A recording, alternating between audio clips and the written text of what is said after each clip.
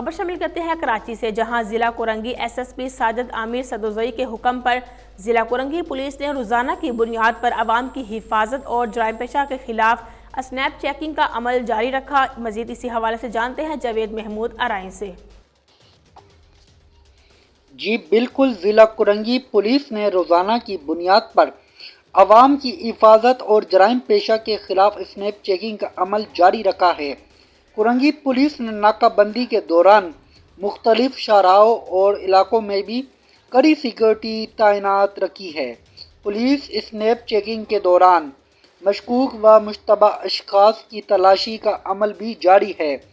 ناکہ بندی و snap checking کے دوران ملزمان کی شناخت کے لیے بائیو میٹرک تلاش ڈیوائس کے ذریعے ٹیکنیکلی طریقے کا استعمال بھی کیا جا رہا ہے۔